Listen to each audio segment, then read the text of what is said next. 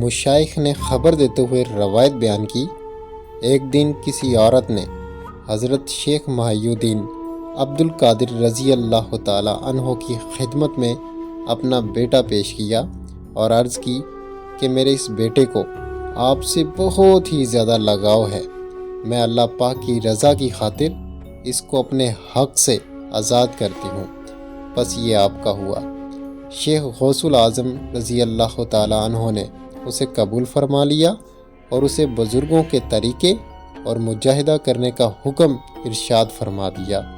کچھ عرصہ بعد ایک دن اس کی ماں اسے دیکھنے آئی تو جاگنے اور بھوک کی وجہ سے وہ پیلا اور کمزور ہو چکا تھا اور وہ جو کی روٹی کھا رہا تھا۔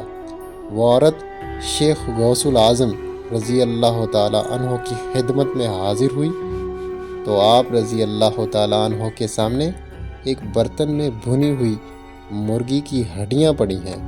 آپ کھانا تناول فرما چکے تھے۔ اس عورت نے عرض کی، یا سیدی، آپ مرغی کھاتے ہیں اور میرا بیٹا جو کی روٹی کھاتا ہے، اس کے حال پر بھی رحم فرمائیں۔ آپ رضی اللہ تعالی عنہ نے ان ہڈیوں پر ہاتھ رکھ کر فرمایا، قوم باذن اللہ محی العظام وہی الرمیم، اے مرغی اللہ کے حکم سے اٹھ جا جو بسیدہ ہڈیوں کو زندہ فرمانے والا ہے۔ بس یہ فرماتے ہی وہ ہڈیاں پوری مرغی بن کر کھڑی ہو گئی اور بولنے لگی۔ آپ رضی اللہ تعالیٰ عنہ نے اس بچے کی ماں کو تسلی دیتے ہوئے فرمایا کہ جب تیرا بیٹا اس مقام پر پہنچ جائے گا پھر وہ جو چاہے کھائے۔